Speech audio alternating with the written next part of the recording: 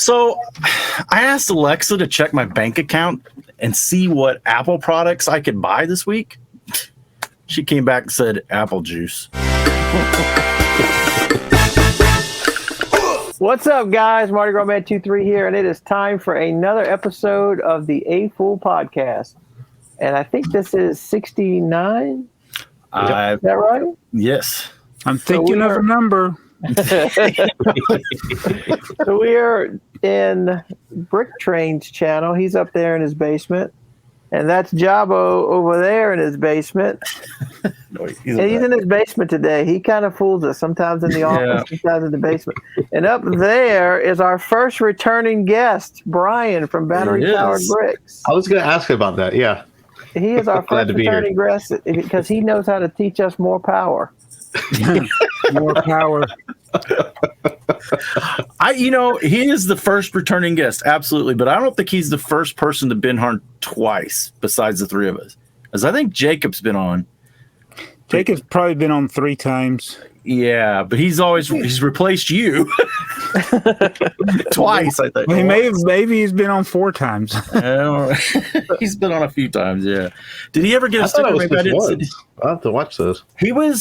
He did an episode. He filled in one time because Jabba was on vacation. Yes. I watched the one where it was during the bracket. Right. I hadn't quite got through those episodes. That was the one he filled in. But then he was on there with you as well, Jabbo. I can remember. So I know too for sure. He also called in. He was a phone-a-friend one week. Yeah. Oh my goodness. So, Brian, you've got a channel anniversary, right? Yeah. This is what I'm going to consider the anniversary. This is March 8th. And last year I uploaded a video. I just put up a video. It was just me talking in here. Made just a whole list of promises. I haven't kept any of them yet. But we all learned that from somebody. What does he call it? Over promise, under. What do you call it? Under promise, over deliver. There you go. But yes, and then from then on, I started uploading. It wasn't quite consistent just yet, but I eventually got around to the weekly schedule I've stuck to, or at least weekly. And there was some shorts I was messing with then. There was one even before that, but I don't consider that starting. Like, it was the first real actual video. But it's been a good year. For the most part, your videos are harder to make too. It depends. You're actually doing stuff. Yeah. Yeah. It's besides opening a box. Well, the scripted versus non-scripted is where it really separates it for me. Like the GBC video I did recently, the Control Center, I think that was about 15 hours just to film and edit. Wow. That doesn't even count building it. That was months. Actually, I had started on that in the last podcast. I had it right over here on the table where I was just starting to put it together. I just took a long break from it and kind of figured out what I was going to do with it. But if I'm just setting up a camera and talking about something, that's pretty easy to get knocked out pretty quick. So yeah, don't talk about scripts. You don't belong with us if you start talking about scripts. That's all about planning. Plan nothing. But those are some of my best videos.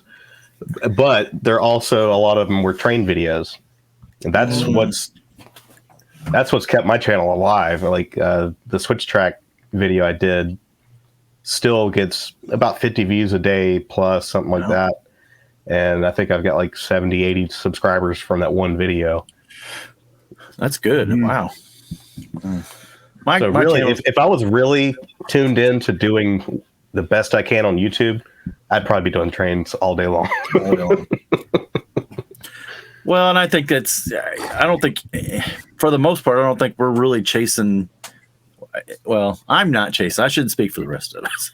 I'm not really chasing the YouTube algorithm. And now that one video, the one podcast, what was it, episode 63, has kind of died away. I mean, my channel's gone right back down to where it leveled off finally. Yeah, so I'm back to my normal. Although I got a big boost out of that, and then a couple shorts that I threw up here and there. Shorts are the booster, right? If you want to get view time and or you're going to get subscribers. I just don't know if you get any return from the shorts. When I was at like 980, I was like, all right, I'll put up a couple shorts just to get over the 1,000. Yeah. But it was cool. I actually got a comment that said they pushed me to 1,000 because most people don't have it public when they subscribe. If they have it set to public, you can see, somebody, BrickTrains subscribed or something like that. Right. Yeah. Don't. So it was cool that I actually knew what person it was. I was like, hey, thanks. It is cool. Yeah. And I've learned from doing the short content on other platforms, like with YouTube, you get that one big spike. But if you have a short that does well, you'll still. I have a couple of them. I wouldn't say they're doing well, but I still get comments on them. Like it wasn't just that one big spike, right? But with Instagram and TikTok, if you're not constantly making content, you got nothing. Right. It's like as soon as I stopped, I posted every day in January and then none in February, and it's like nothing. No, that's kind of strange. Like I was curious how all that worked out and what lessons you learned through that whole thing. Because I've had some on Instagram that just for maybe 3 weeks straight just kept getting views and longer than that. But some of them don't hardly take off at all. For me, the only thing I've learned about shorts, no matter which platform it is, it's a slot machine. Just keep pulling the lever. Yeah. That's what they want. Yeah, I have shorts that have immediately got thousands of views, and then some that have like 10. Yeah. My best video to this day was the one where my cat had knocked all the trains around in there, knocked them off the tracks. It's my mom's favorite video. It got about 12,000 in that first spike. Oh. It's got like 2,000 since then. It still gets viewed, but not much. It hasn't gotten. Sometimes they'll get multiple spikes. I don't get that often, but yeah, it's a mystery. But it's the balance in trying to. I mean, we want people to watch, but it's like I think all of us, we're not necessarily chasing the views, right? But we don't mind people watching. Oh no, that's just why we do it. But yeah, for me, I just have that thought. Like I know there are people that would like to see this. Yeah, I would like to see this from someone else. Right. But in order for them to find them, that's the hard part. Right. Yeah. Are you going to do a video repairing his train wires? I didn't do a video repairing them. I did a video opening the package. I just set up on just repair. Those videos, the repair videos, I wouldn't mind doing them again, but I wouldn't worry about it until I have a better camera. That would be the only thing that would make me actually do it again, because I could make it a little more shorter and to the point, and I've learned a couple extra little tricks and things, but with my phone, it's just, if I could do a higher quality video, I'd probably go ahead and do it again. You're just rubbing right up against Jabo because he just does his on the phone, 15 minutes, done, one and done, out the door. Here we are. I do those videos too. Yeah. But it's fair to say though, there's things I want to do that I haven't because I know that it would take more effort and time. And it's like today I filmed the video. I couldn't find the tripod, and Jacob took it, and how long has he had that? Well, he another time. It's just on Wednesdays he takes it, and okay. I forget that he's got it. So, well, I thought he's had it for like 6 months or something. Yeah, I guess I only want to film on Wednesday. You did something unusual today. You had somebody take a picture of you outside. And that's because we have such bad lighting in the house, and I didn't want to come down to the basement. I thought, let's just go outside. We tried like 5 different places outside too, Oh wow. And my wife said, "Oh, I can see the chair. Well, I can crop it out." She said, "No, you can't." I'm like, "Okay, I'll go over here." Well, I was so happy. Oh, in case anybody's wondering, it was. yeah, I was gonna say, there it is. There it is. Thank you, Robin. Well, That is so interesting how Robin found that, and it found enough people that they released it. Yeah. So that's what I wanted. They sent us they made the lunchbox, but this is much more what we wanted. that is cool. I spent the points. I got one coming, and yeah. Did you spend the point? Does it still show it as available to buy again? Again, I spent the points and then I redeemed them, and obviously I got it. right. But it still shows that I could go buy another one. That's rare. Usually you buy something, you have to wait about a year. It gets shaded. Mm-hmm. Right. Yeah, they ghosted out. Let's see. Well, it says I can redeem it again. I guess they know that there's 3 people that want it. Yeah. Yeah.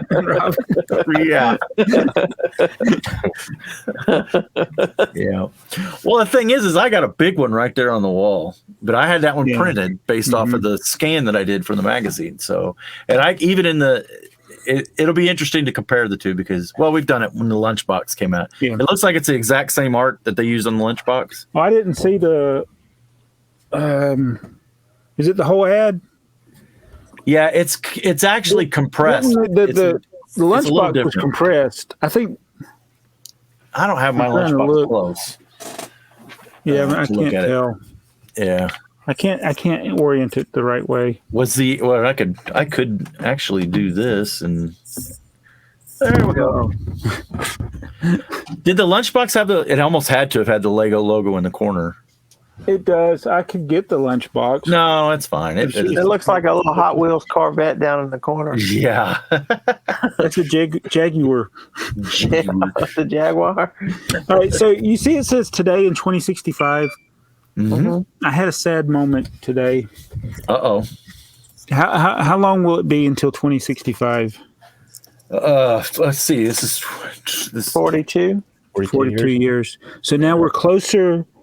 We're closer to 2065 than we are to 1980.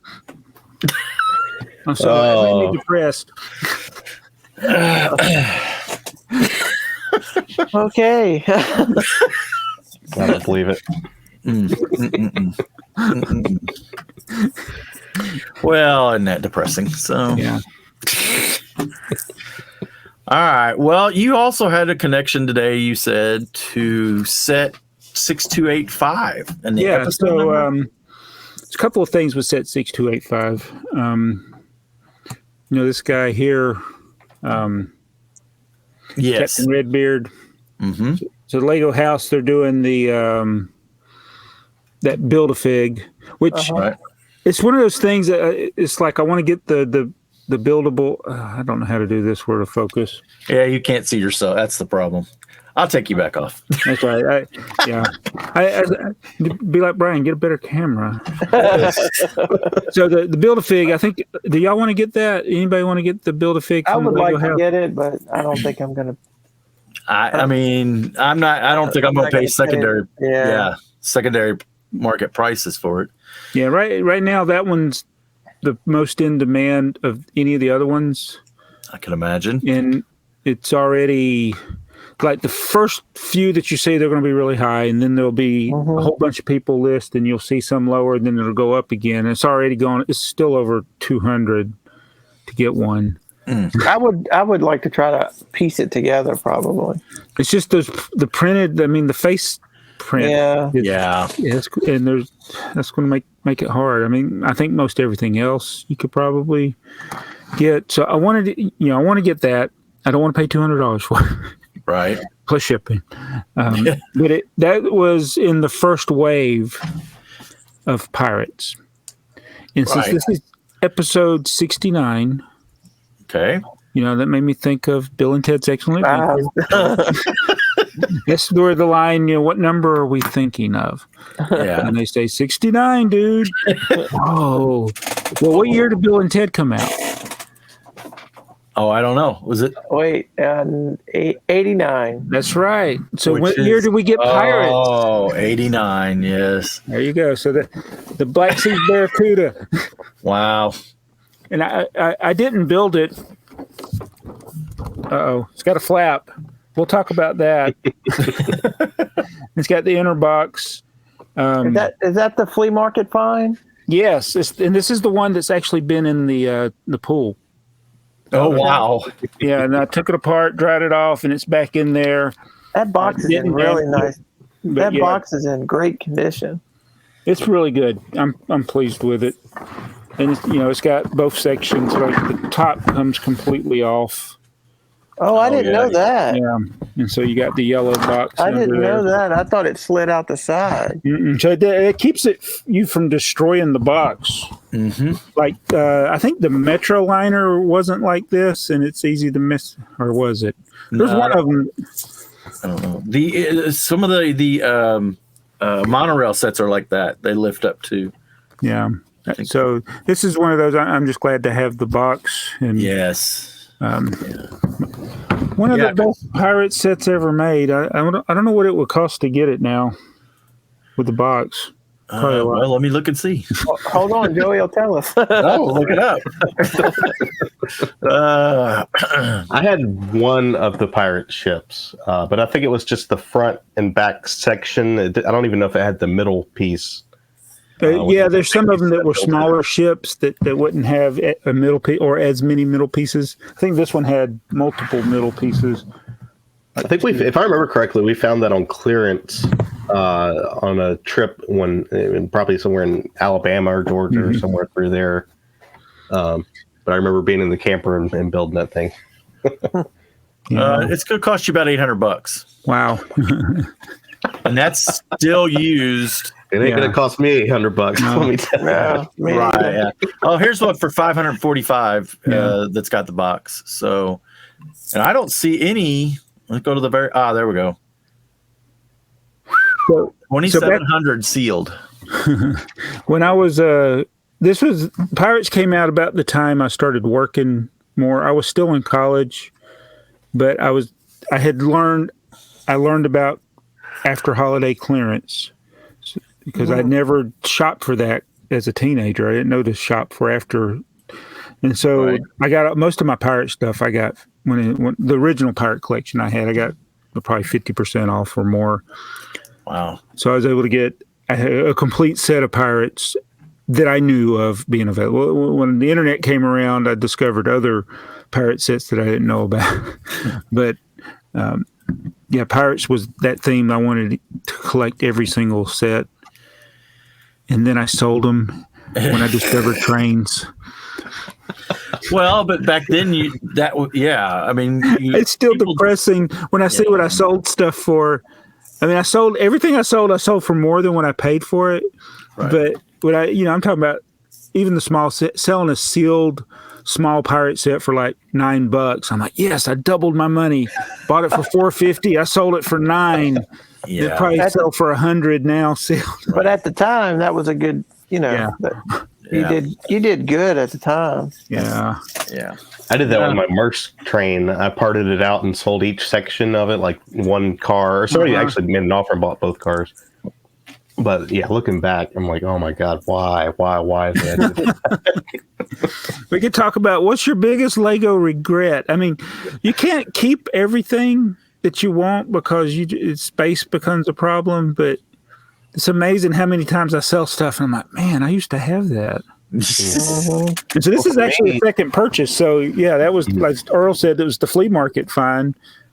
I had a couple of these before back in the day when it was originally in stores.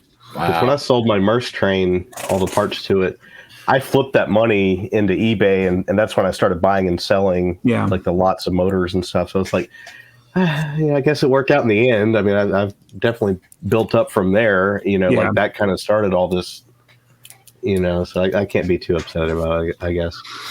Yeah, because if you hadn't have flipped, both of you hadn't have flipped it, then you wouldn't have had the resources to buy the next thing and get where you are now. So that's for sure. I mean, and that was a big, like, before that was a big hindrance of buying things, is not having enough money to buy it.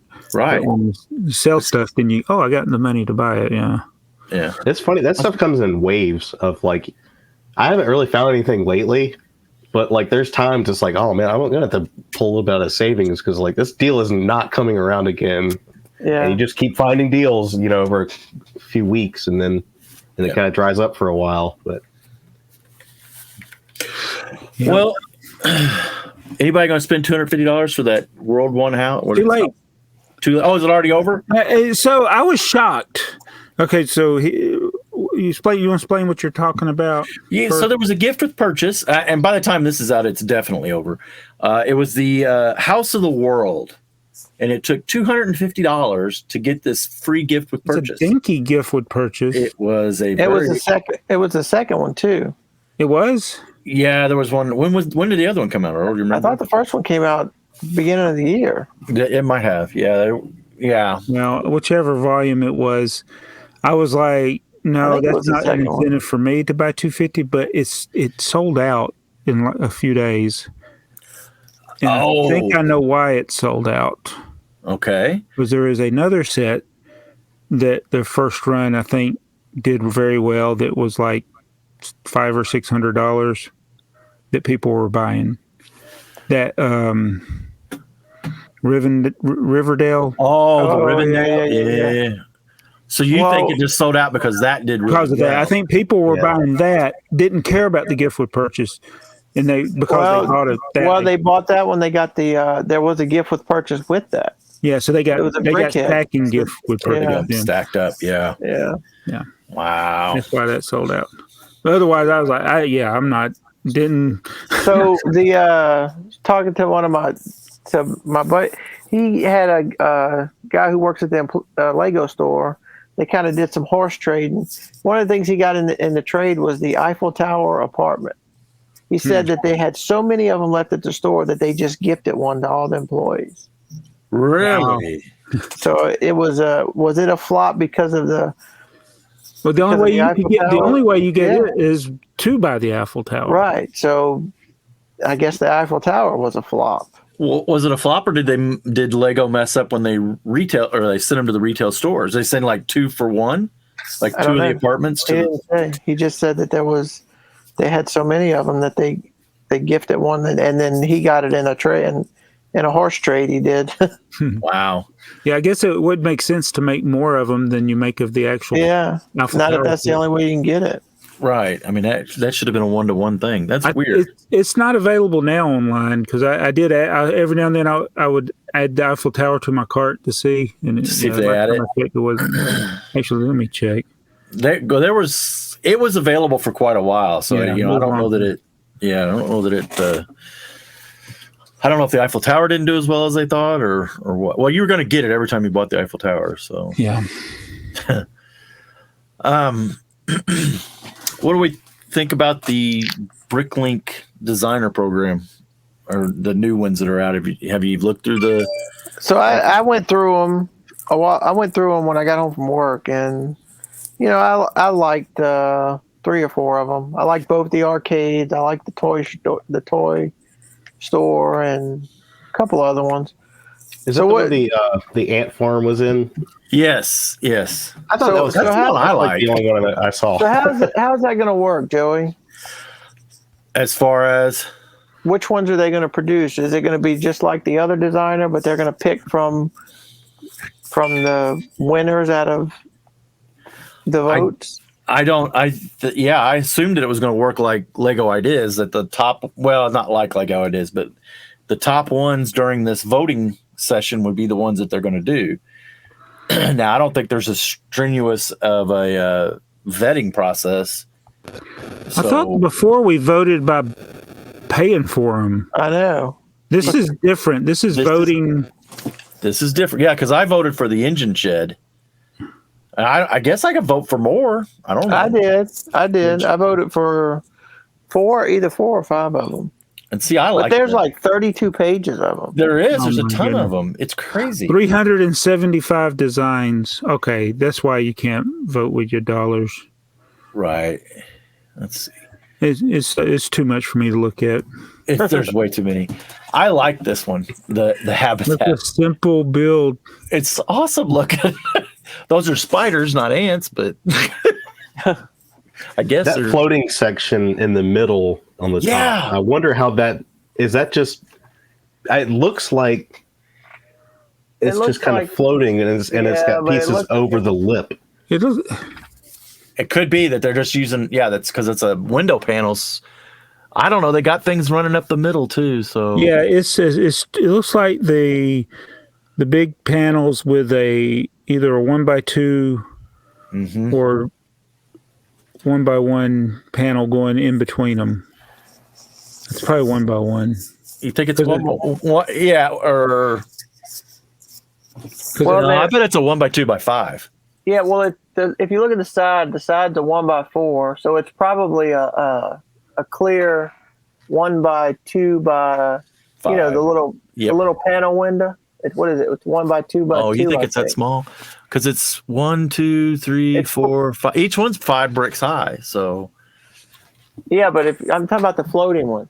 Yeah, so if it's 4 wide, if you put a panel on each side, that leaves 2 studs in the middle, and then you could. Yeah. It looks like a.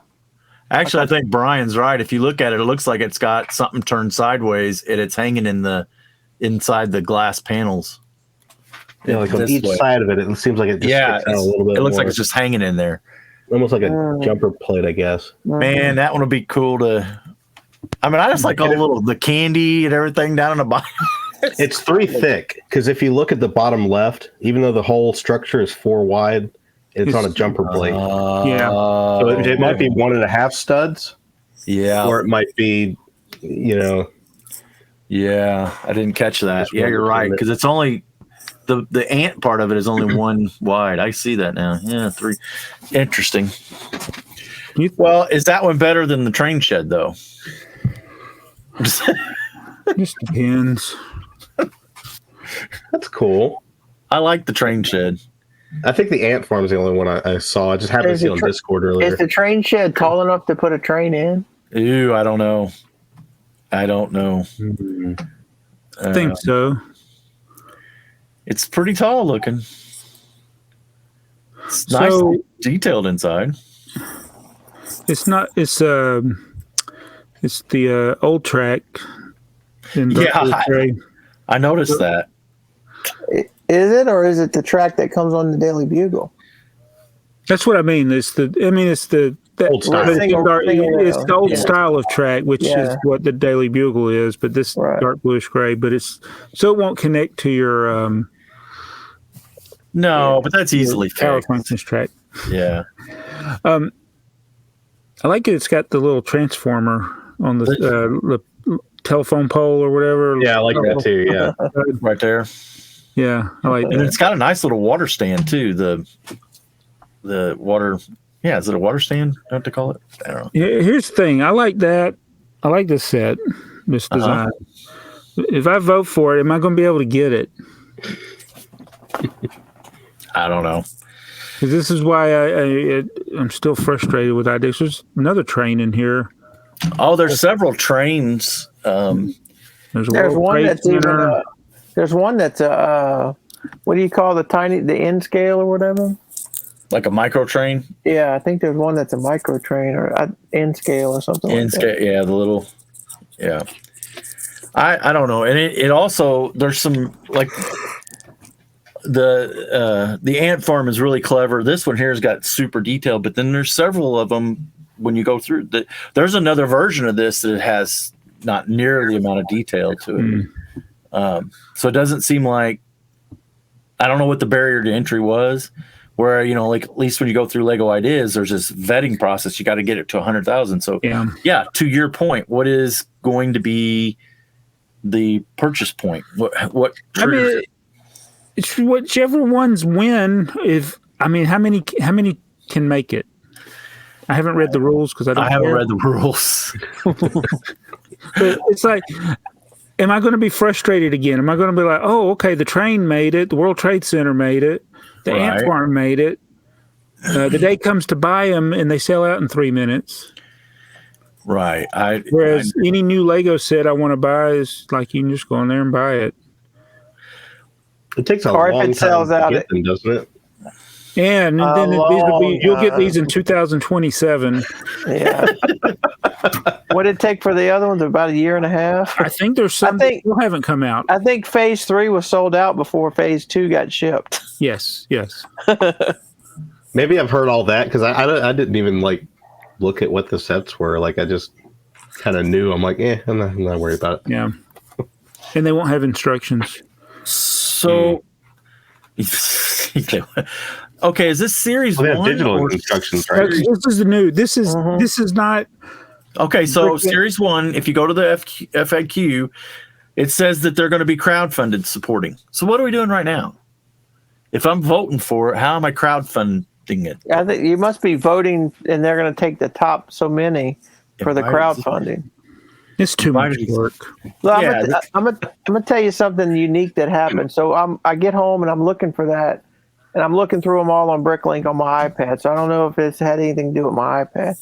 So I'm looking through all of them. When I got done, I clicked on my store, and I clicked on my orders, and it took me to the Lego my orders on Lego.com.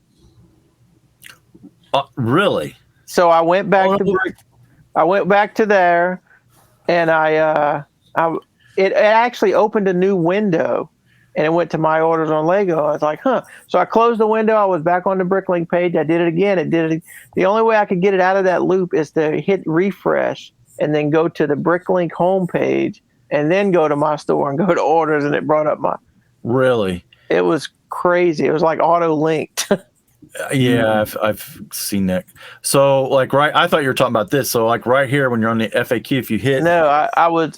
So go like you're going to view them all. Okay, well, hang on. I hit pre-orders, and it goes right to Lego's page. Yeah. Well, I was looking for my orders, like my store orders. Okay, so where were you at? So I was look like you're going to look through those all those sets. Okay. Why is Lego made $2 billion? Why can't they fix a stupid website where it's easy to look at your previous orders? Just click on one, Joey, and then hit the back page. Hit the back. See if it'll do it. Okay. Yeah, and I actually like that one, of course. So go back. No idea why. So go back. Okay, now go up to my store and hit orders and see if it does it. My store orders. See, I got 3 quotes. What the heck? Okay, so when I did that, it went to the Lego.com, my orders on Lego.com. That's weird. But maybe it was because I was on my iPad. I don't know. Well, every time I log into Bricklink, it gives me a 404 page error. Me too. It does that now. It's when I go to what is it? So I invoice, not like you guys with the auto pay, which I think those pennies you're getting from ShipStation probably has a lot to do with your auto pay because I've never got one. But so I'll send when they pay me, I'll click it on my email to go to Bricklink. Yeah. And it'll give me that 404 page does not exist. Right. Well, when I pay for people shipping, it doesn't matter what they've right. Bricklink. Yeah, because you're going to pay ShipStation what they say. It's ShipStation screwing that up, and I don't get it why I'm getting pennies back every once in a while. Yeah, I'll probably get one on my next one since I never got one. So okay, $2 billion is what Lego made in profit last year. $2 billion. And I know everybody's going to say, "Oh my gosh, that's so much money! They overcharged for it." But they had almost $10 billion business. So yeah, it's $10 billion in revenue. Those are round numbers. Yeah. Yeah, I rounded up. And I'm rounding up to $2 billion in profit. Yeah. Well, I have a simple, which is only a 4% growth. So I think they're going to have to lay off 1,000 people. Well, only made 4% growth. Only 4%. Oh, I can tell you, the company I work for, if that was their growth rate, they would. They'd be in panic mode. Is that 4% profit growth or 4% profits? That was their total profit, and it's 4% higher than the year before. Yeah. That's an outstanding number. I don't think that's a low number. Well, I mean, even if it was 0% growth, and they could have gone down 4%, and it still would have been almost $2 billion. It's like, right. It's not like they're even trying to keep shareholders happy. Yeah. That's right. They don't have family. It's the family. Yes. I don't know. It's think about that. If you owned a mom and pop grocery store and it was family owned and you made $2 billion, all you had to do was divvy it out with all your siblings and your. Hey, Earl, if they made $2 billion, it's not a mom and pop grocery store. That's a busy mom and pop. But it's family owned like a mom and pop. It's not, it is. No, you are absolutely right. It's not. They don't have stockholders to answer to. And, no, it is a family business still. which is actually a good thing.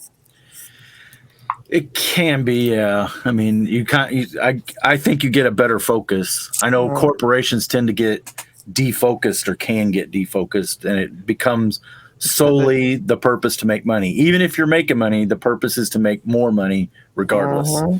And sometimes it's always good to make money. Nobody's saying they shouldn't make money, but making a good product, and they do, helps continue that long-term profit ability.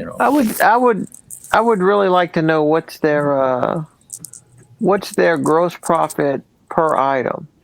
Like, you factor out the cost. You know how many units you factor out all the cost, and you factor out their labor cost and their machine cost, all that. If they sell a $20 set, do they make $2 or do they make $10? That's what I would like to know. Well, no, I think it's for every $10 set they sold, they made $2. Because if they made $10 billion, I take it back. Yeah, $10 billion in revenue. You had a $2 billion profit, so that means you had $8 billion in expenses. Right. Right.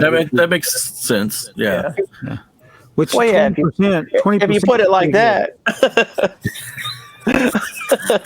Right. From the guy who says he hates math. Sorry. But this thing with math, all right, so growth is unsustainable to always have growth. Yeah, right. Exactly. But everybody wants growth. And it's like, I just don't know why it's not enough just to make money.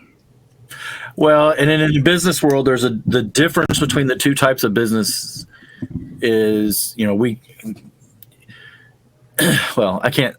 have to be careful on what I say about where I work. But at any rate, there's a certain amount of growth. Well, there's keywords and things that they use, but yeah, there's growth, and they want a certain percentage of that growth. But then they drop back, and they have part of their business is what they call a commodity business.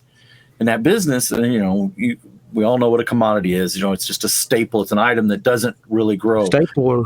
Well, yeah, anything that everybody has one of, but they're only going to replace it as they break. A lot of times foods are commodities.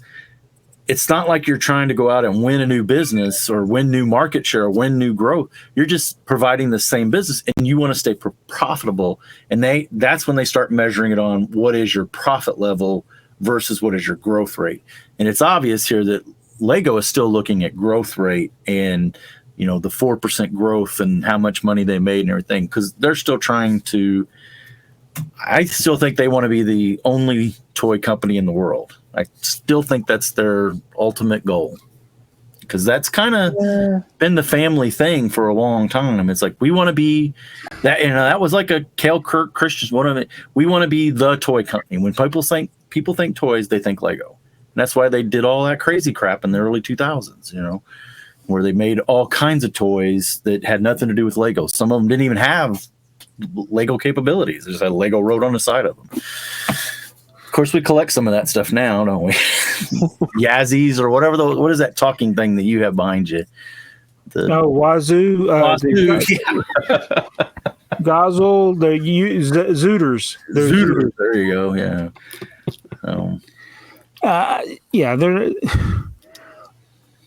They're Lego may want to be the only toy company, but they don't want to be making the other toys. They want to just put the other people out of business. They don't want to be doing Hot Wheels and action figures. I mean, they try to do action figures, but trying to compete with Kinects, I guess.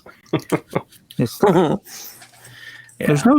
I just don't get it. There's no reason. Everybody can get along. Why can't everybody just get along and everybody make the toys that they want to make? And I hate to say this, but they should take a look from the NFL. Do you remember, Joey? You probably don't watch as much as Jabo and I, but do you remember when it was taboo if you were watching a game on CBS for them to be advertising for a Monday Night Football game on ABC? Oh no, the stations never talked about what was going on the other stations. No, now if you look at it now, it's a big business, and they're all like, you could be watching a game on Sunday morning, or I'd say Sunday at noon, and they're talking about the Sunday night game on NBC, and they're talking about the ABC game on, it's all the NFL, so everybody's a family underneath the NFL umbrella. And everybody does better if everybody's watching football. That's all they correct. Want. That's all they want. So all they want is people to go down the toy aisle. So, well, the other, you're right. So Mattel and Hasbro, and they should all get along. Why can't we all just get along? Oh my goodness. So speaking of not getting along, Hugh, who is the owner or operator of BrickTsar, sent out an email to all his admin. I assume all his admins. The email that I got was not directed to me. It didn't say, "Hey, Joey," and I know I didn't do it. But it was to all admins. Don't put leaked information into the database, because the way BrickTsar works is he has several people that are admins and can add things to the database at any level. Or I guess I have a fairly high level, because I can add sets and pictures and whatever. And that's only because I kind of dabble in the vintage stuff. So. Oh, yeah. Were you leaking some 1965 sets? That's what I was thinking. Like, I think the stuff's been out for 30 years. I don't think I leaked anything. But, it's a big deal for his business to have that information, because that's a no-no for Lego. They don't. I wonder how many times it's happened where he's got the cease or take it down, or I doubt he's got too many of those take it down, but I bet he knows it when it happens. He would never lose the website, but he could lose his fan media recognition. He probably, but you're probably right that he could. Do you think Lego would do that though? No, not with. I mean, I think they know it's not him. Right. That's the risk you take when you entrust other people. That's one thing I can't fathom. And I know if you're a big channel like on YouTube or a big website, you just can't do it all by yourself. Right. You got to have people you trust, and like any big business, they got to have people to run their social media, their websites, and they're going to make mistakes. And you just have to deal with it. But that's Hugh sending out the letter. Shouldn't he be able to know who did it? Oh, I think he does. I think he absolutely does. And it's just a matter of him sending. I take it more as that this is what he's done to appease Lego ahead of time. Right. I was like, look, I took the steps. I told him not to, and probably behind the scenes, this was the person that did it, and they no longer have access. Maybe who knows? Yeah, that's the right thing to do. Yeah. So. Yeah. I'm just gonna have to quit leaking all that 1969 information. It probably gets tied up in those Instagram posts. Yeah.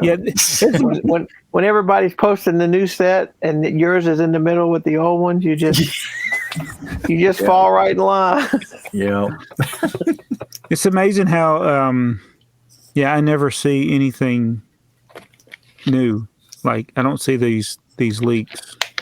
Oh, because you unfollowed. Yeah, because people. I don't follow a lot of people. I mean, the only person that posts leaks are like Cheap A Bricks and Brick Revolution. I think they're the only ones I follow that might post something. So are you saying you didn't see the new Jurassic World, the 30th anniversary Jurassic Park sets today? No, I did see that. Yeah. And I think, Brick Revolution.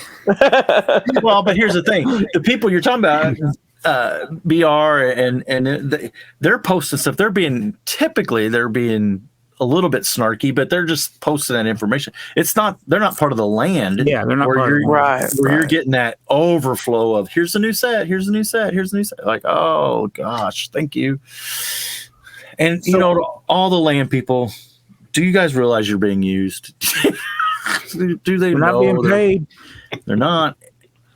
Well, I can tell you, they just get free stuff. But now, if you notice, Alex, I leave comments on his videos. I'm like, Alex, more sets that you never would have bought.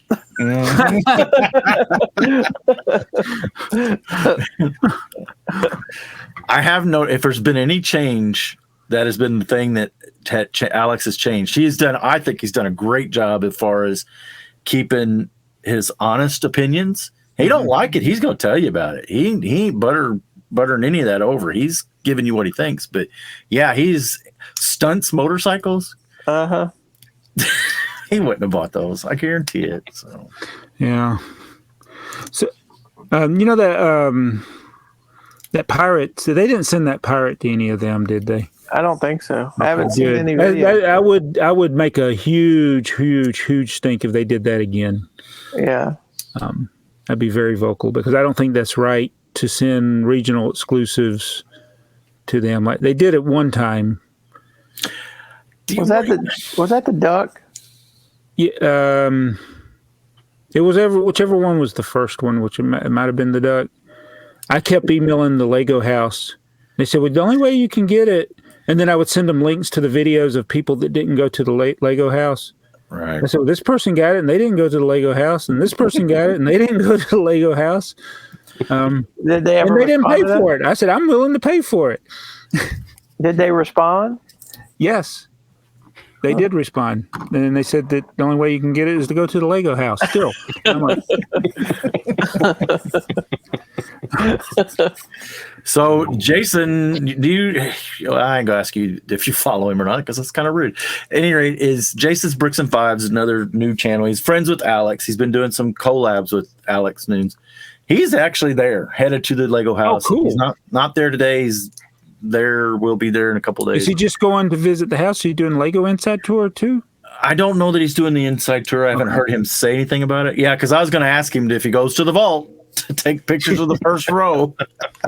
But yeah, he commented on one of my videos yesterday or today. He said, "Hey, I can officially say somebody from Norway posted on your video or posted a comment on your video." He's in Norway. Oh, he's in Norway. He's taking a European trip with his family, so he's hitting a couple of places. But the Lego house is going to work. I commented, his first video that I've realized he was going. I said, "Now you're going to get a bunch of people asking you to bring you back a pirate." So, yeah. And he said he's going to go. He said he's going to go through the airport, so he'll have to fly in or out of Boulogne, however you say that, to get that airport set, the architecture airport set. Yeah, officially, illegally. Yeah, and I think they have a limit too. I mean, I don't think you can go in there and buy 10 of them. Yeah, I'm sure. That's cool. Well, I hope you. When's he going? He's there now. We'll record. Well, I hope he has fun, and hopefully we'll see some. If he videos. goes in the vault, I hope he gets some good footage of the first row. Yeah. I think the house has like a vault, but it's not like the vault. I think there's at least 3 vaults. Yeah, I know there's one there's the one that you see usually in the videos, like where the one that they let people handle them. Right. But then there's one that the designers can go to. Yeah. So, and I bet you the ones in the designer vault, I bet you those boxes might be open so that the designers can look at the product. You know, I don't know. Maybe. That's just assumption on my part. Okay. Where do we want to go to next? We want to talk about YouTube or Bricklink? Well, I want you to summarize this thesis you wrote from this comment. This is about the box. The guy that got the box. This is the guy that, yes, it is. It's a story. So this is a guy that watches the channel, and he bought some stuff for me out of my store. And basically what happened is he got pictures sent to it. He requested pictures. They sent pictures of the box, of the whole set. And he felt like the angle that they took ignored one end of the box. It's like they went like this. Yeah, and let me see if I can get it in there. Right. Which way do I turn it? Nah, about like that. But so like that. But it didn't have the flap. Right. So you couldn't tell that the flaps were missing, or at least one side of the flap was missing. So, and this guy's, he's our age. Me and you, Jabbo, he'd be our age. At any rate, he got it. He got the pictures, and he gave negative feedback. And he was kind of surprised that he got negative feedback back. And he wanted my opinion on what I thought of Bricklink's feedback system, if that it's can be like a tit for tat type situation.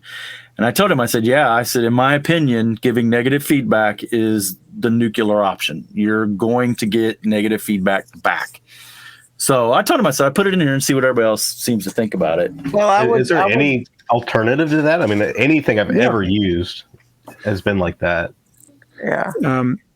So you can leave negative feedback, but you got to be strategic. You got to don't do it, because what's the difference between you leaving feedback as soon as you leave it versus the last day that you can leave feedback? Because if you wait till the last minute to leave feedback, right, then maybe they'll forget about it. But not notice. What you really want, he doesn't really want that. He didn't want the ability to leave the guy feedback, negative feedback. He wanted to be made whole. He wanted to have what he thought he was going to get. And the only way you can resolve that is to file a complaint against the seller.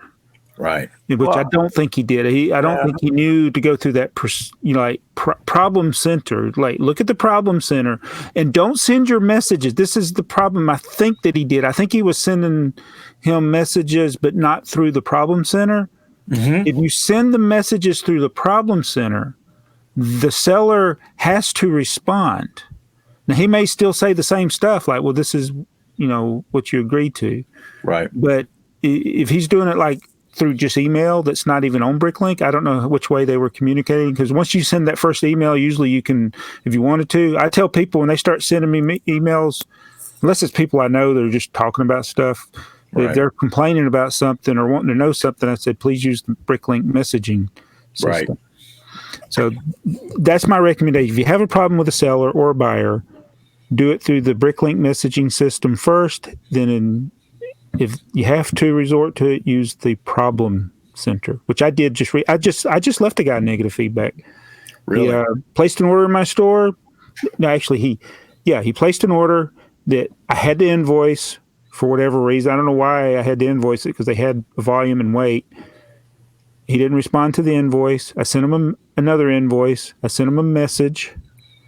The week goes by. I do non-sending seller, said, hey, do you still want this? I'm happy to cancel the order if you don't want it. No response, but it's all in the message center. And in the message center, it gave me 2 dates. One if he responds and one if he doesn't respond. And he didn't respond.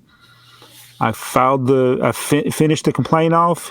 He can't leave me feedback now, and I left. Actually, I didn't leave him negative yet.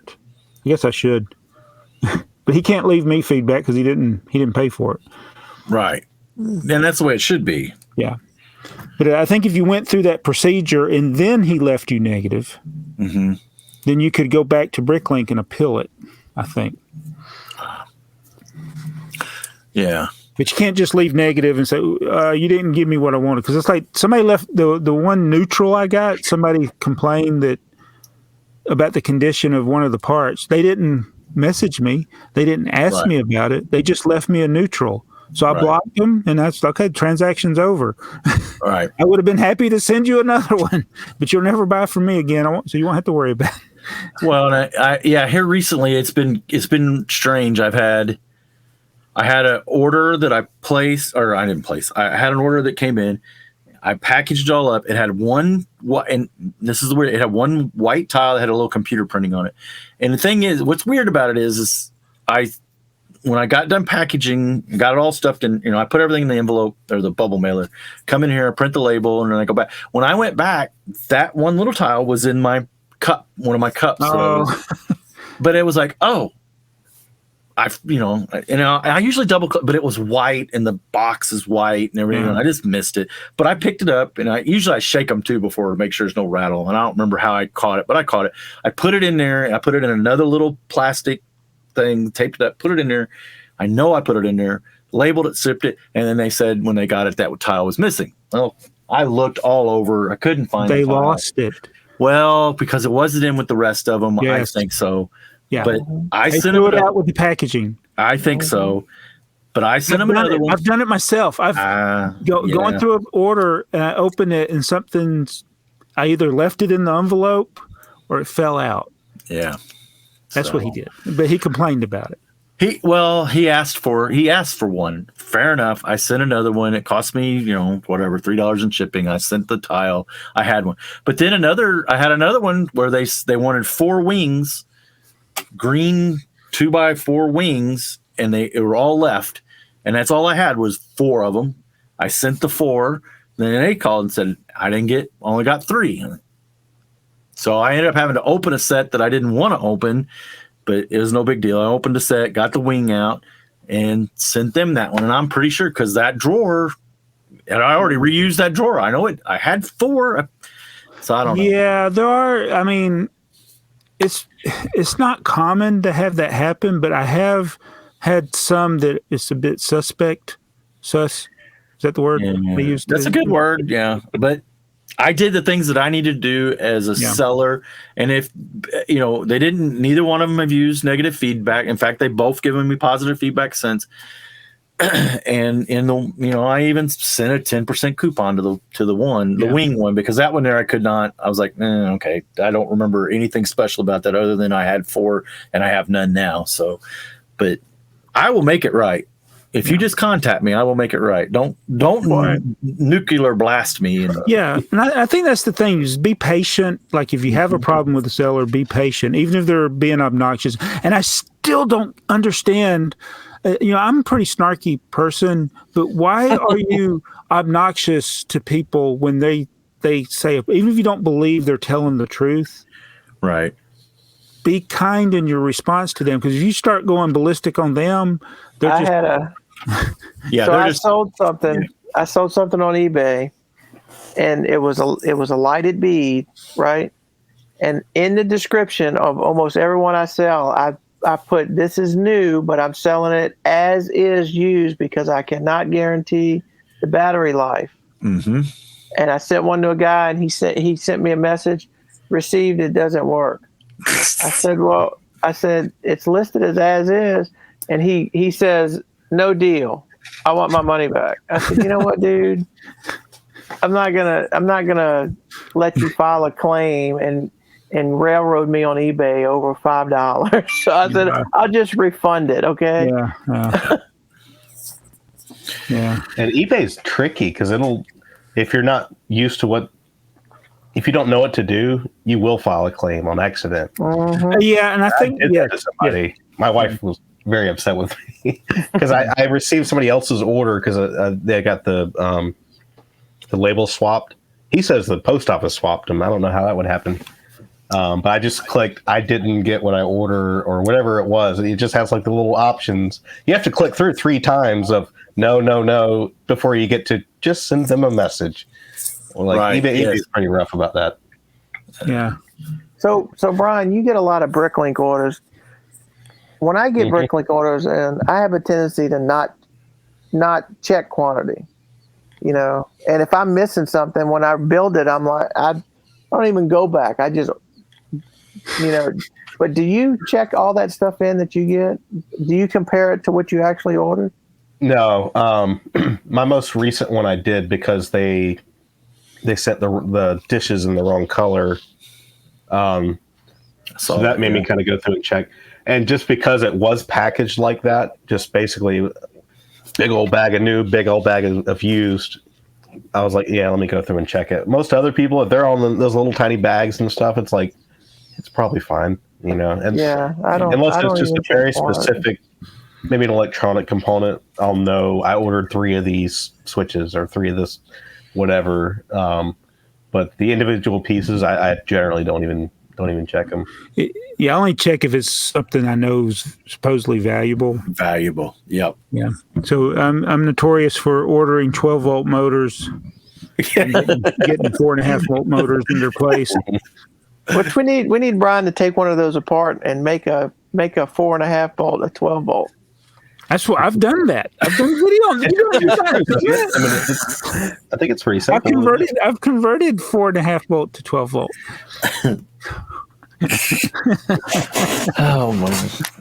I don't know. I'm sure I've seen it because I know I've seen you get the wrong one about 4 times. I have never found one in the U.S. that's listed as 12-volt that it was actually 12-volt. They've all been either they sent me one that was wrong, or I asked them and I had them check. And it's really easy to check because there's a red 4 on a 4.5-volt motor, and there's a yellow 12 on a 12-volt motor. I said, just look in the little hole. And if you can't see it, then it's okay. That's one person said he couldn't see. I was like, okay, it's probably got to take it apart. And I don't want them to have to take it apart. But yeah, every one of them, it's been not 12-volt. The wrong one. It was never sold here in the U.S. Yeah. So, well, I need to do a little housekeeping on. So, if you are subscribed to the podcast audio version through Podbean, it's going away, which also means all the subsequent accounts that it was where it was at. So, like the Amazon, there's the big places, the iHeartRadios, Amazon, all that. Every place except Apple. I never did get Podbean and Apple to like each other. Now I'm using Anchor, which decided this week to change their name to Spotify, which is who owned them anyway. So that lasted a whole week for me. Now it's a whole nother company, and they want me to upload all the videos. It's like they're wanting to be YouTube on me. So on Spotify, on an Anchor, Spotify, wow. Yeah. Next, I want us to upload 60-second vertical video. You need 60-second podcasts now. 60-second podcast. Everybody talk really fast and put text there while you're talking. What was the Micro Machine? What was the Micro Machine commercial, guys? Michael. What was it? Oh my gosh! Yeah, Michael. I don't know what his name was. I don't have no idea. I want to say it was Michael something. He talks so fast. So anyway, we're and it looks like the big one is Apple Podcast. Everybody wants to be on Apple Podcast, and I have taken all the little periods out. I like being difficult, and it was the AFoOL F.O.O.L. Well, nobody can find it in the search engine, so it just says AFoOL Podcast now. And again, iHeartRadio, Apple Podcasts, Amazon, that's the biggies, Spotify for sure. Should be able to find it. Should be links in the description of this podcast. But if you are on Podbean, you are using Podbean or any of the places that we were originally linked to. And, there was actually a few people that we were actually getting traction there. So I just eliminated all that traction. We'll have to start all over again. That's okay. We're already starting to pick up views. And YouTube is starting their own podcasting service. We are so far ahead of the curve. Well, this is the part that I don't get, right? They want to go and be TikTok with their shorts, and now they want to go all the way back to audio podcasts. Yeah. It's like, wow. Pretty soon the craze is going to be live building while you podcast. Because everybody's doing that now, which I don't get. Well, that's not a new thing, though, but is it? I don't think it's a new thing, but it's a new craze that everybody's doing. Okay. What? With Lego or other? Yeah, with Lego. I mean, I'm sure they do it with other things, but on a Lego platform, everybody wants to build and, set the camera up and talk. It's not a hangout. Yeah. That's people been doing that for 15 years. But now that's Well, it's only us boomers that remember that, Jabbo. yeah. These new Gen X guys don't know that. I don't have the attention span to watch 10 people build. I mean, I think Jang is even doing it now. No, it's one person.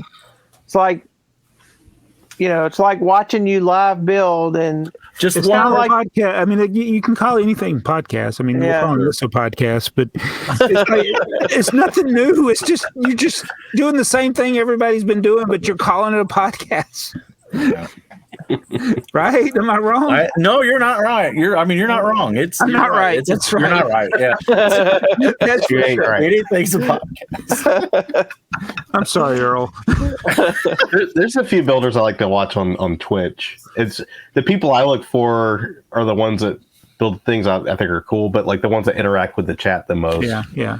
Those are fun to watch. And that's why I don't like doing those types of that format of video, because I don't think I could do it, and I always feel like I would be neglecting the chat or screwing up the build or not building. Yeah, Or both. Just you're sitting there looking at the chat, you're conversing, and you got a bag full of pieces that you never touch. Yeah. Or you're building away in the chat, building or something you're just wrong in the building chat. away. Like, whoa, stop. But you never see it. And the chat's just having their own chat. yeah. Well, but I've jumped into a few of these streams, and we all know who some of these streams are. That they'll get 2 or 3 hours into it, and if you jump in like 2 or 3 hours into, that's all that's going on. It's like an ASMR video where everybody's just building, and then even the chat's gotten quiet. They're just I don't know if they're sitting there watching or what, but it's all you hear is people clunking parts together, and that's fine. Every once in a while, somebody will come, hey, doing this or I'm doing that. Oh, okay, I'm on page that. Okay, and I love it if that's what they want to do, but it's not content that I would want to do, and I don't think it's content that grows a channel if that's what you're really into either. I don't understand why. I'm talking about when it's a single person doing it. Yeah, I don't get that either. Like even Jang's doing it now. Yeah, I don't know. I know that there's different reasons people make videos. It's like you can get to with your friends and you build. You don't really care about growing or having other people come in. And I've ended up unfollowing people because I actually did enjoy watching their content, but after a while I realized they don't really care that I'm here. Right. Like if I leave a message, it's like it's crickets. So it's like I know that I can't respond to everybody that comments on my video, but I do make an effort to try to respond to people. Yeah, and it's like, can you imagine if I never, like every video I posted, I never responded to anybody ever. Right. It's like after a while you're like, okay, what am I doing here? If a viewer of my channel, they would be like, this guy's not paying any attention. I'm gonna go away. Yeah. I can tell you for a fact, if you get a heart from me on the comment, even if I don't like your comment, don't necessarily mean that if I hearted your comment that I liked your comment so much. I will. If I didn't like your comment, you probably got a comment from me. Yeah. And if I liked your comment, you got a comment from me. But if I hearted your comment, I read it. Yeah. The thing that gets me about you sometimes is your videos will post and I'll watch them at 5 a.m. before I go to work. Yeah. And you'll heart it at like 5:30, and then at 6 p.m. you're replying. Yeah. Well, I read your comment, and then when I was better in state of mind to actually make a comment, I made a comment back. Yeah, I have hearted a comment and said, "Oh, I need to go back and reply to that." Yeah. And then I forgot where the comment was. That's the problem. And I'm trying to find it. Yeah. So Brian I'm going to spring this because this isn't even in our chat note thing here. We have I guess we could talk about this. All the people who are guests on the A F.o.O.L Podcast, we have a Discord, and Brian is our moderator for it. And Stay in line. I'm just happy if I can figure out how to get back to it. Yeah. Yeah, Brian made it once. Well, I actually read them. Okay. So Brian was a guest, and then he was given a job. You need more unpaid labor.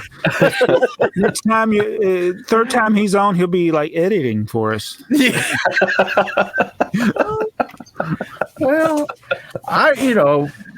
Brian has fit in well with us. He has the same. Oh, speaking of Discord, did you guys just hear that? No. Somebody just, who just, Mardigrasman did. Mardigrasman is in the Discord. So, so I thought, I asked and he was like, yeah, I'll do it. It is pretty good. It's actually, who is it? Dunkster. Mm-hmm. So Duncan, he's been posting. Brian's been posting, and even Nick's was posting. So tell me this: what am I supposed to do with Discord? How does what's the proper way to use it? Browser, or use it on the app, or the? I just downloaded the app, so I use it on my phone. It's really just a message board, okay, just for us to go back and forth with. Are you on a lot with it? I mean, you got like voice. You can do video chat, and you can share your screen. We could do what we're doing here on Discord, or play a game. Slow down now. Slow down. We got to learn to chat.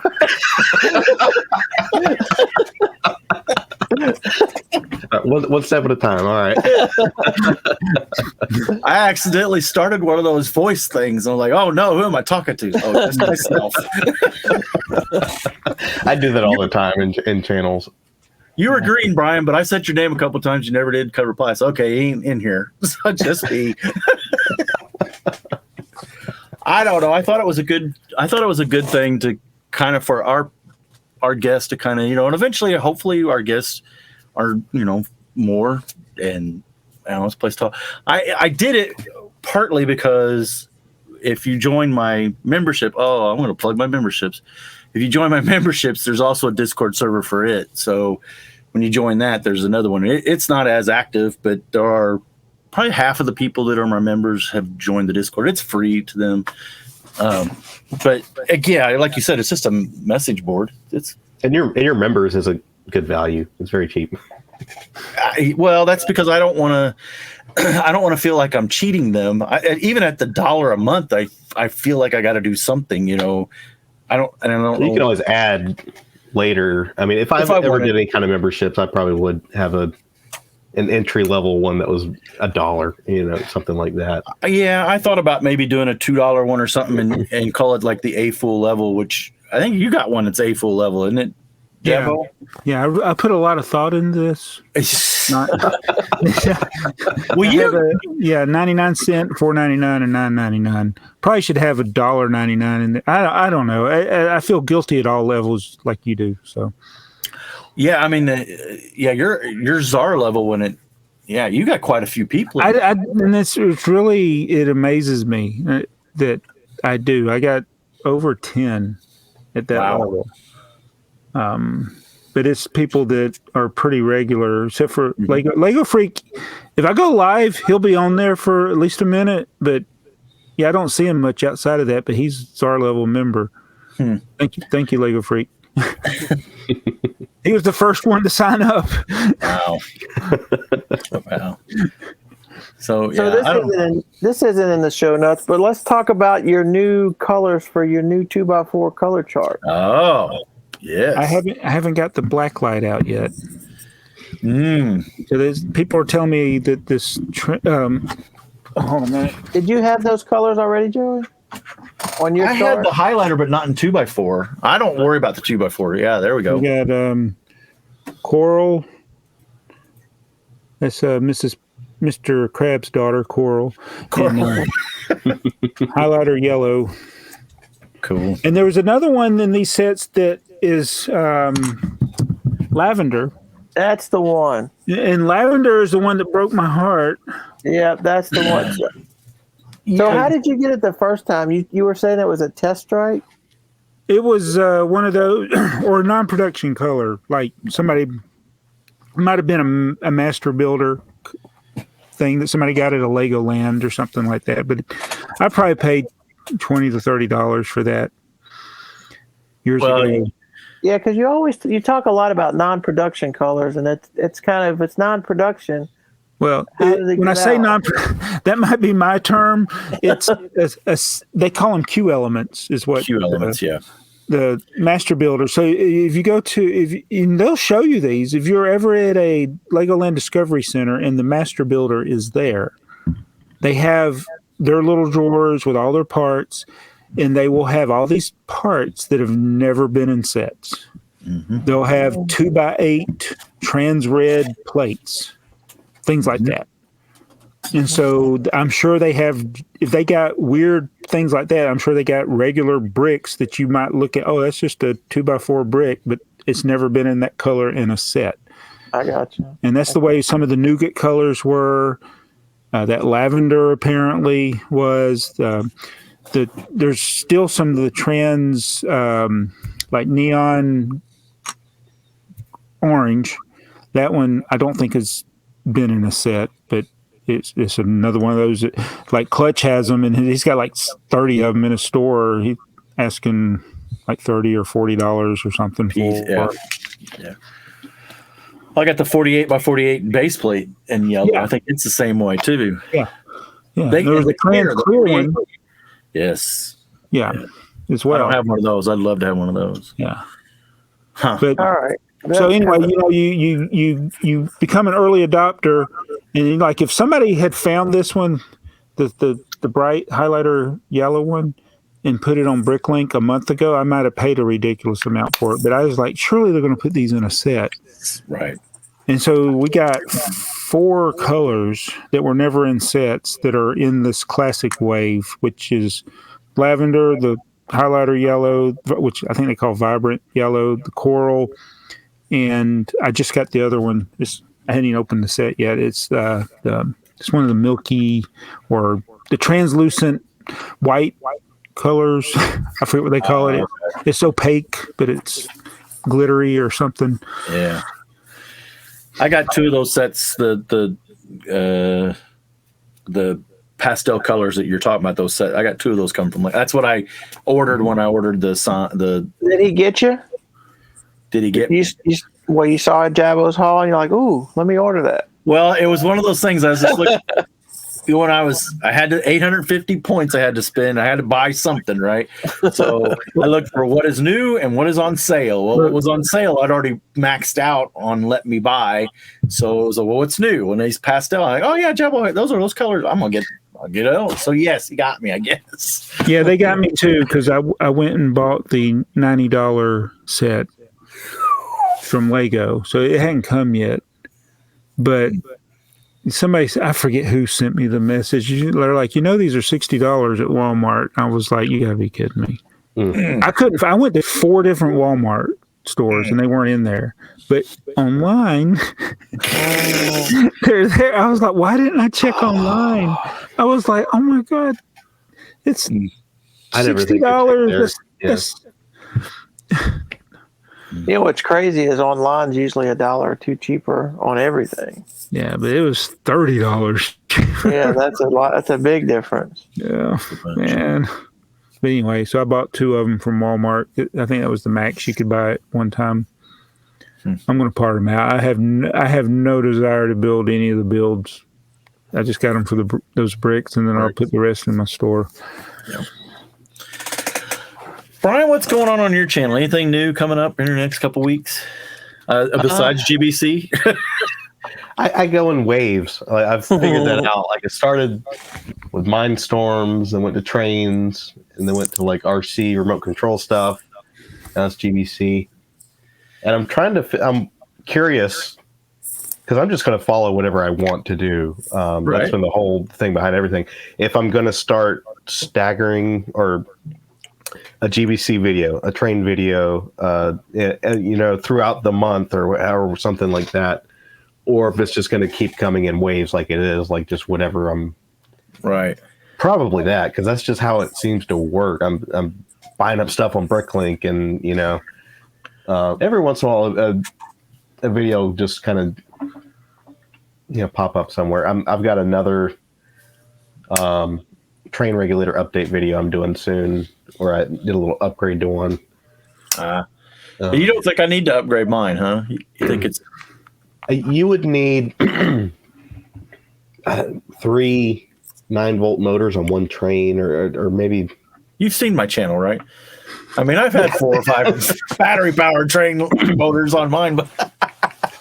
it takes a good bit to need to... The load, yeah, the extra load. So... I mean, I know a guy who makes them. Yeah. Yeah, so, Brian's got Eagles coming for me. I like some of the off-the-wall stuff you get with the DATCA stuff, like the paperwork, and that's the one that fascinates me. In fact, I had almost bought from the same seller the same thing, but I didn't, because I had seen something similar on eBay, but in the eBay pictures, I couldn't tell of whatever all was there. And eBay's so sky high with that stuff. Yeah. $400 and it's like, who on earth? Nobody's buying that. Like, and that stuff will sit there for years. Mm-hmm. Yeah, and then every now and then you'll find this random lot that's just super cheap. And it's like, yeah, that's why anytime I look, one of my eBay secrets is new. What has been posted new, and if it's been there more than a day or two, then you don't even have to look to try to decide if it's a good deal or not. Because if it's a buy it now and it's been there on the site for 2 days, it's probably overpriced or something's missing or something's wrong with the list. yeah, they're saying something you might not. Yeah. Well, one thing I still don't. Man, I missed one on Mercari. You all would have bought it. It was a high-speed train, a Horizon Express, one of the cargo trains, I think it was 60052, a big bin of track. It was sold for less than $100 shipped. Oh my goodness. That's what I hate about Mercari, is it just throws all that stuff in your face. Yeah. It's like, here's all the sold stuff. You have to scroll past sold stuff to see what you can actually buy. Yeah. Yeah. Well, I had some of the monorail track that I was watching on Goodwill, and they lowered it, and I said, I'm going to wait. And then they lowered it again, and then it was gone. And then Joey did his video, and he said something about monorail. I was like, is Joey the one that got it? It wasn't Joey. I got all my monorail years ago, but it's expensive now. Where was it? Did I tell you it was James was the one I was bidding against on the soft bricks phone? And then one other person, for at least one other or two other people got in there, because the one of them got the blue and green. Yeah. James is like, did you see a short with the guy who got the blue and green? Please message me so we can trade. He asked me if it was. I said, so you were one of the ones I was bidding against, and he said, did you get the green one? And I'm like, no. I traded him 3 blue ones that I had. I had 5 blue and 5 yellow, which I think he had red and yellow, right? And I traded him 3 blue ones for 3 red ones. Yeah. So he got my blue ones today, he said, and he's going to mail off the red ones to me tomorrow. So, because I have very few red ones, and I like them because of you could throw them in the pool. Yeah. So me and Dakota love to throw them at each other in the pool. So.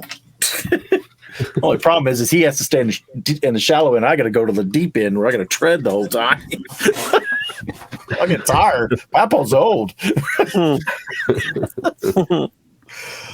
Oh, well, we want to talk about comments, or why did 12 NBA teams? Yeah, let me. What's the score? Oh, that's a short. That's a short. Hey. See, how's that? Yours is coming up on you. I hear yours, but you guys don't hear my other stuff. I got something turned on or off or something. I gotta find you. We don't hear your speakers, is what it is. We just hear your microphone. Yeah, and you're playing through the headphones. I guess that's it. Yeah. Okay, that makes sense. So while I'm looking for this, guys, if you're sitting at home and you're waiting, we want you to leave a comment and tell us what was the guy who did the Micro Machine commercials that talked 100 miles an hour? Wasn't me. Do you remember who that was? He was from the 80s. So if you're those our commercials age, have me hook, line, and sinker. And I remember, like, my dad having that conversation with me. He's like, "Really look at what they're doing. Like, plug your ears, take the music out, and how much fun they look like they're having. Do you really want that?" And I think that helped me in life. Like, it kind of made me separate a little bit and be like, maybe that wouldn't be as fun as they're making it look. I mean, they're trying to sell that. I don't know. It was one of those. They were not that fun. Of course, I was a little older, so. So the brick adjuster, he found the homework assignment. It was the first ever Vault Set episode. Yes. I still don't know which one it is because he didn't say, did he? No, he didn't put a number in there. Brick Jams, even though I don't comment a lot on these videos, I always look forward to them every other week. It is amazing to think how many of us have been a part of the Lego YouTube community for so long. In 2012, he left the timestamp, started looking for city layout ideas, and came across Bricks for Chris, which was Lego for Chris at the time. Yeah. After watching his videos, I learned about BrickTsar, Mardigrasman, A F.o.O.L Man, and others like Brick Adjuster. They have made so many lifelong friends through Lego. I'm hoping to be finally finished the house sometime this summer, so I can finally have a room dedicated to all my Lego. Earl, I still hope to meet you at a show one day. That would be nice. There's a brick convention happening in Mobile, Alabama. I think sometime in September. Maybe it could be there. This is about halfway for both of us. I miss y'all at the Atlanta BrickCon this year. It was a blast. I will make sure you all know enough time in advance for next year so y'all can be there. I believe it's going to keep growing and be a great show. I'll be looking forward to next Friday. So there's one in Mobile, Alabama. I wonder if that's going to. What was the one in Alabama that they? It was in Birmingham, the one we used to go to. They okay. Canceled. Well, thank you. That's pretty good. I mean, let us know what the one in Mobile is, because we do need to find one where we can all get together. You're in Florida too, right, Brian? Yeah, I'm in Florida, so I'd really like to go to Atlanta because I realized afterwards how many people that I know or would want to meet go there. Well, I didn't go because the one before I just wasn't like a typical convention, so I didn't want to go. And then this one ended up they did a better job this year, right? So then I kind of regretted not going, but I'll probably go next year. Who's putting that on? Atlanta BrickCon. I don't know, some guy. It was originally. I think it was some guy in his collection. Really? Okay. It kind of started. I didn't know if it was a lug or something. Yeah. Well, that's what I say. That's what we need to strive for from a year from now, because that's not far from me. That's a lot closer to you guys. It's your backyard, Jabbo. Yeah. Well, I worry that people want to come to my house. Well, we're officially saying right now that no. Milo said no. I blame everything on Dakota, so Milo said no. Yeah. And it is far enough away that if I went, I probably want to stay in a hotel. Well, that's not so bad. I mean, it is about an hour and a half drive. Yeah, you wouldn't want to get up. Duluth, isn't it? Or somewhere around there. Yeah. It's very close to the Lego store. I went there a couple of years ago because that is literally the closest computer store to me in North Florida. Is all the way in near Atlanta. Wow. We got a micro. They still have Radio Shacks? There's still a Radio Shack in Atlanta? No, I haven't seen any Radio Shacks. We all have Fry's Electronics, and it's kind of a micro center and Radio Shack squished into one almost. They have a bunch of little hobbyist electronic components and stuff. That blew me away. I didn't even know that was a thing. Radio Shack. Speaking of, do you want some electronics? I think my dad had the same set of drawers almost. This is from Radio Shack. It's all my stuff. Radio Shack, made famous for you. I just want to buy these batteries. Okay, what's your phone number? Yeah. Yes. And I'm glad I caught the tail end of before they just went full on. It's all about cell phones and stuff, like selling cell phones. Yeah. I begged every week to go there. I'd buy switches and lights and just goofy stuff like that and just hook stuff up. Yeah. It's crazy. Arjun. And it says, awesome gents, thanks for your thoughts. Glad I have a bunch of the current RC rails. We'll be sticking with that. Jabo, not far off pronouncing my name. So that means you got to give it another try this week, Jabo. I got to see it to spell it. Yeah. Or to pronounce it. Yeah. Chris Cummings, it was interesting to see the dust move around on the surfaces when watching Robot Chicken Star Wars. I've never seen that on Lego stop motion content. That's over my head. Sin Killer Tachikawa, great to see the brick adjuster on, long overdue. I was skeptical if there was enough overlap between K-pop and Lego to warrant the price demand for an expensive set. So I did a little market research on my own. So for every K-pop stan I know was already aware of and intends to buy the BTS set. So clearly the star power works. Yeah, so I watched I think I mentioned this in one of my videos, but you're JB Brick Fanatics. I'm like, oh no. Yeah. I gotta go buy the set now. I gotta go buy it because of him. Yeah. I didn't realize it was him. I thought it was with the names being similar. I thought it was that guy that went. He used to do the Twitch streams. Was the one that designed it? I didn't realize it. Yeah, it was this guy, Josh. Yeah. How many people have you influenced into becoming a YouTuber or streamer or whatever now? I don't know. Maybe as many as I've de-influenced. Yeah, there are a lot of people. I'm not like the most influential person, but I think the difference between me and people that are good is people look at me and they're like, if he can do it this long, I can do it. That's where my power is. Well, I was getting ready to say that it is hard pressed to, if you start talking about YouTube and Lego, it is hard pressed to find somebody that does not know who BrickTsar is. But yet your channel's still not as big as, whatever, like Jang or somebody or Alex or somebody that's, their channels are just hugely popular. And it's because they actually make good content. Joey, when are you going to learn?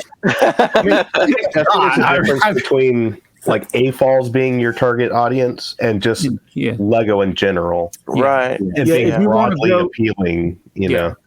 Yeah, if you want to grow, you got to make that thing that's going to appeal to the general audience or to the the shorter audience. Well, and I think James is doing a really good job at that because his subject matter is a lot of trains and the older stuff, but at the same time, he is doing all the things that get you the. He's energetic, enthusiastic. Yeah, he appeals. And it's not in a way that makes you want to hit your head with a ball hammer. Yeah, we still can watch it. It's not. Yeah. I watched a video the other day and I was like, I would almost watch this on like slower than 1x because it is just so. It's an assault on the senses. But it was kind of interesting, so I watched it, but I wasn't happy about it. Thorak videos, just here for the algorithm. Have been loving all these guest appearances on the podcast. Got him. Brick Train fan. He's such a fan. Oh my goodness. He's such a fan of you, Joey. He's Brick Train fan. Yeah. He's also the one that had the dissertation in the comments. Oh, okay. Another excellent podcast. Nick was a great guest. I like the idea of the occasional guest. Your three are great together. Having a guest every once in a while does change things up in a good way. One thing, when Joey stated he was going the FX 9-volt curves, Earl commented about the cost. Earl always seems to be too concerned about the cost. Listen, if you're doing Lego, you should not be too concerned about picking the cheapest way. Cost is an issue. Lego is maybe not a thing for you. Have fun. Buy what you want. Do not worry about the cost. Life is too short. By the way, my humble opinion, FX 9-volt tracks is the way to go, but I could be wrong. Well, just wait till Joey starts buying that monorail track. You think that FX train track is expensive? That FX track, yeah. I put in the 104R in my inner loop. I replaced the battery, and that's what he's talking about. I think we talked about it last. I got it done. I ain't filmed the videos. I got to be careful. I filmed a video today, and I mentioned things in a video that hasn't come out yet. And I'm like, oh. I do that all the time. Oh my! Like, I'm so careful about that. I don't need to be, but I do. Right. Yeah. Yeah. Well, that GBC module, I got to put those GBC modules behind me. And I was like, I can't show that yet. Yeah. I haven't unboxed those parts. I haven't done the video. Oh no. Well, then you'll get the other extreme where you'll make a video and realize you've already done the same video 3 times, and this wasn't an update of those videos. You just thought it was the first time you did it.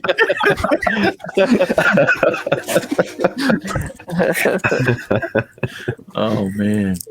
Dude Jude says, hey Joey, Earl, Jabo, and Nick. I remember Nick from before he left, and I remember when he popped back up in the chat on a Hoosier stream.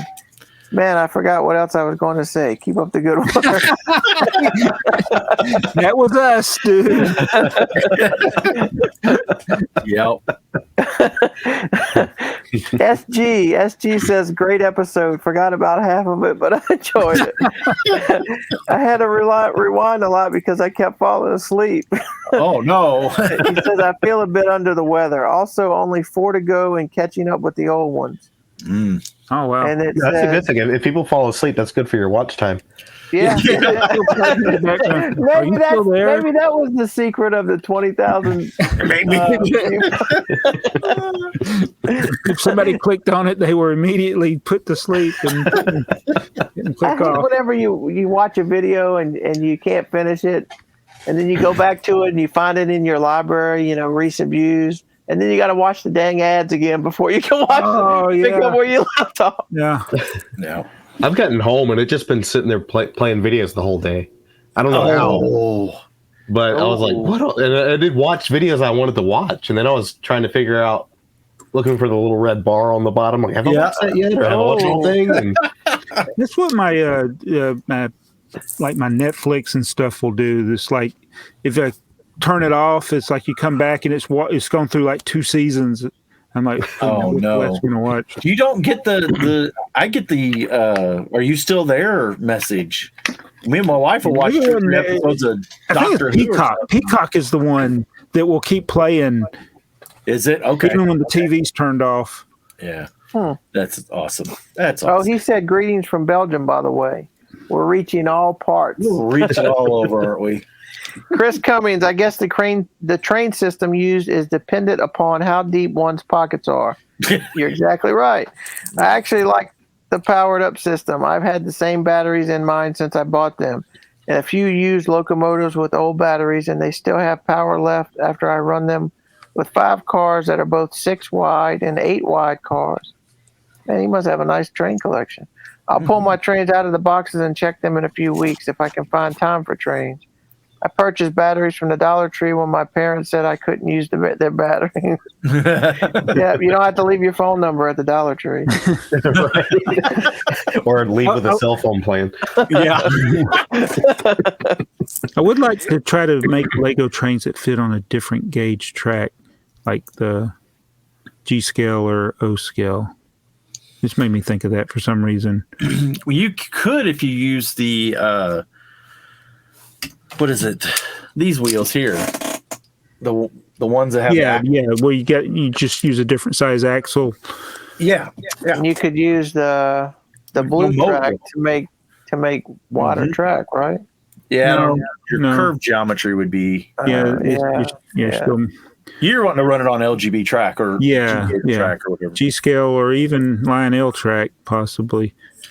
It's so close to O gauge, isn't it? Already, isn't it? Mm-hmm. Does it fit I down? don't know. I haven't done the measurements, see how far off it is, but I Haven't don't know if I've seen anybody do a video on that, like running Lego on a different scale. Yeah. Paul,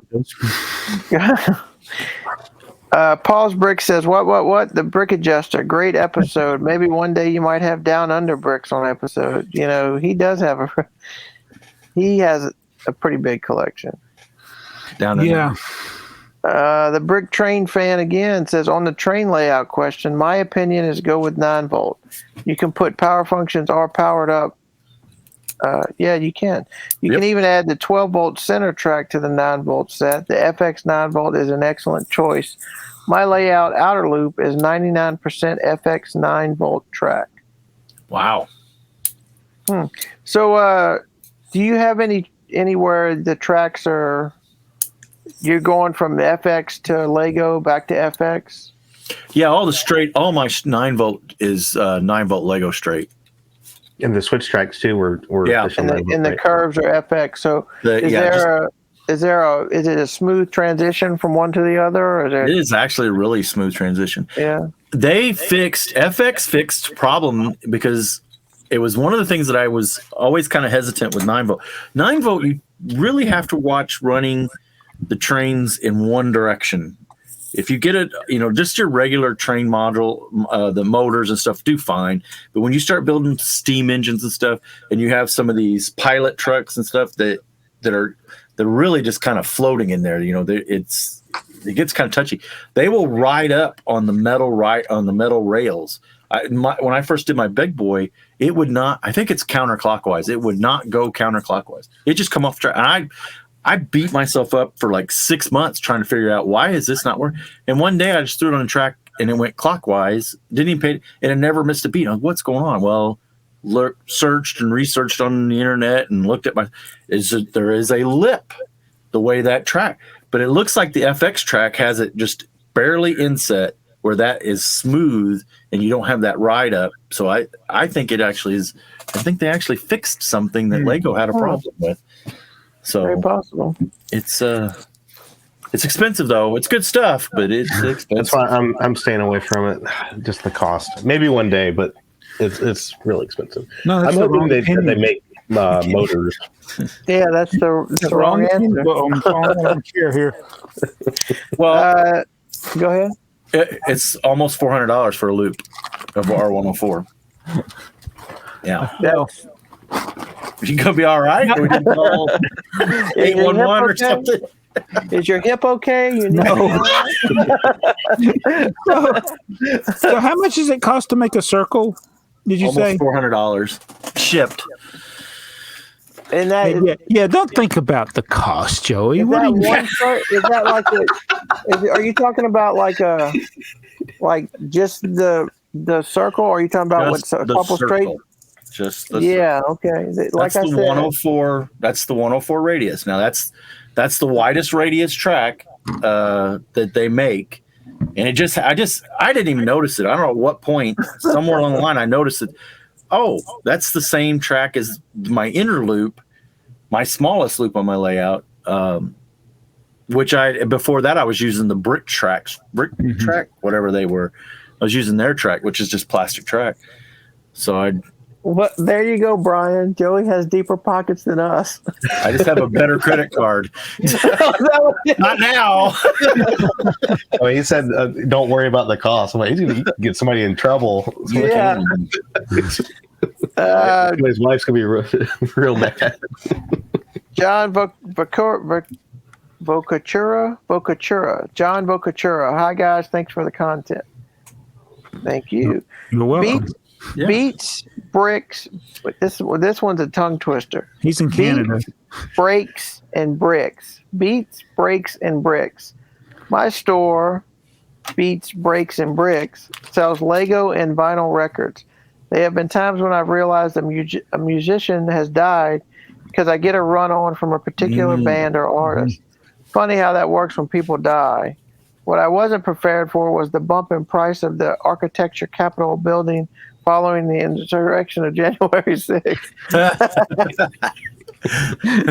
I bet that's an interesting store. You said he's in Canada? I thought he was. Beats Brick. Yeah. Let me see.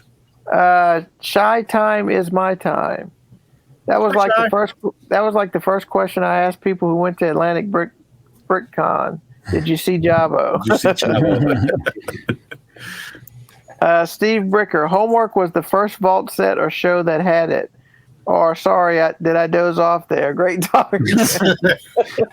So nobody still knows. Yeah. Or some bricks. Great show, guys. Sorry I left my homework in the museum vault pub in Sunderland. No Alice, this is Sunderland. No rabbit holes here. Yeah, we didn't. Yeah, I didn't get Jabo to buy anything this time. This time. Mayo says you should have used the music song Swing. Brick Adjuster viewers know what that means. I remember when it took me 8 hours to upload 5-minute videos. Oh. That was more so because of our crappy internet. Did it take all you guys 8 hours because you had bad internet? Or did YouTube fix their rendering process? No. I don't know. I just remember when the early videos, I would just start them before I went to bed and wake up, and most of the time they were done. Well, most people don't think about those asymmetric DSL connections where your upload is just nothing and your download may be good. For me, at my old place, my upload was so low, I still couldn't surf the internet. I couldn't get the download because the requests would not go out if I was uploading a video. Oh. And so I'd upload and I'd go find something to do. Could you imagine what these millennials would do if they had to deal with dial-up? 300 baud, baby. I mean, technically, I'm a millennial. I grew up with dial-up, and before that, we just didn't have internet. Right. Yeah. Yep. When you had to, you ever watch War Games? They had to put the phone on the modem. Oh yeah. I wasn't quite that far back. I was at like 28.8 baud or that was whatever. before we all could afford computers. 1,400 baud. That's what my first modem was. 1,400. That was another time when you didn't think about the cost. I was saying how much he paid for like 2 megabytes of RAM back in the day. I'm like, oh my god. Oh yeah. That stuff was crazy. Yeah.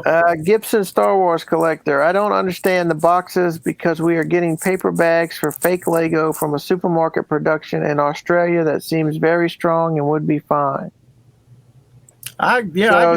He's talking about the CMFs. Mm-hmm. I don't know why they didn't. Why would they put them in a box if you could put them in a bag? I don't know. I mean, I'm sure they're concerned about tampering. It ain't like they didn't tamper with the current CMF bags as it was. Yeah. BrickTsar says, watch 4 men forget what they were talking about. That happens a lot. From what I can remember, I think we did pretty good this time. Yeah. Joey was sick and I was tired last time, so that helped. Yeah. Carrie Atkins, this is perfection. Well, we really appreciate that. Wow. Thank you. And Mr. Brick Jr. says nuts. Nice. So what's promising is we're getting a handful of views and a handful of comments consistently. We're staying very consistent. Yeah. We do like typical YouTube. We hit a high and then it just kind of slowly creeps up over time. So I'm real happy with my returning view numbers. It stays consistently slowly going up. Now my new views are, it looks like a seismograph. It's all over the place, with new views, new viewers and stuff. I don't, I've said it before. I don't make it to win the algorithm. If you're my age, you're interested in the stuff that I'm interested in, I am glad for you to be here on my channel. And, I make these things because it's things that I like to talk about. So I hear myself talk, apparently. That's why I'm here. Yeah. Yeah, you're what do you call them? You're it's not a rant. What do you call Ramble. Yeah, your rambles are all over the place. It's like you're talking yourself into stuff, and then you're trying to talk yourself out of stuff, and then you're apologizing, and then you're. That's me. Hey Joey, this is what at some point in a BrickTrains video, this is what you'll hear. At any rate,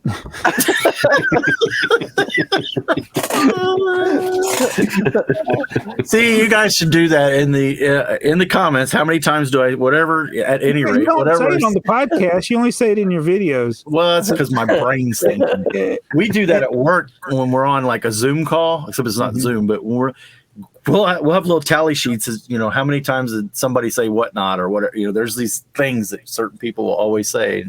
The thing that I say in my videos that I don't notice until I'm editing, and I don't know, and I try to not do it, is if I'm filming different clips, I always start off the clip by saying, all right. All right. And I'm like, how many times am I going to say all right in this video? Yeah, I do that too. A lot.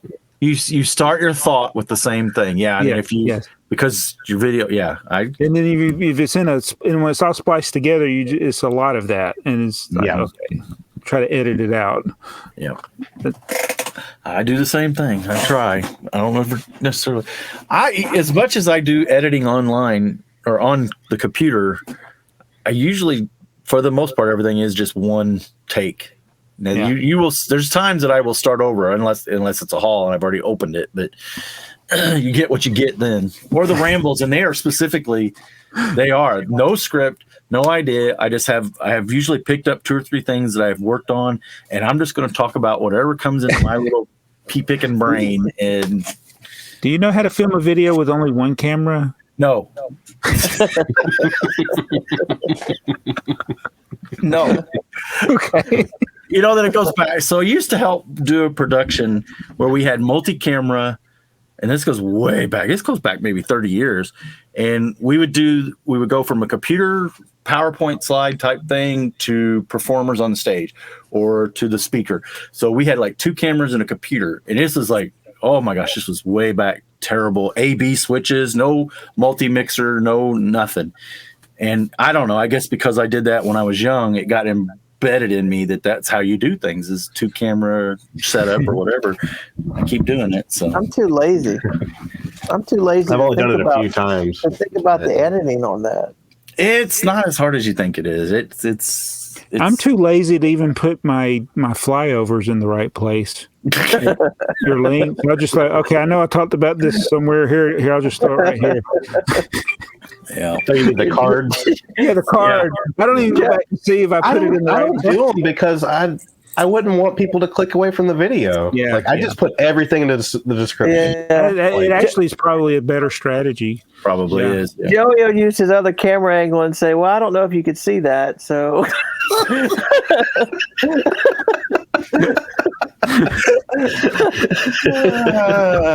Yeah. At any rate. Yeah. Well, here we are again at the 2-hour mark. Yeah, I told my wife I was going to do this one in an hour. Sorry. I tell my wife all the time, I'm like, it's only for an hour, and when we get done, she'll go to bed, and the next morning she'll be like, what happened to an hour? I told you. Yeah, your wife's gonna hate me, aren't they? No,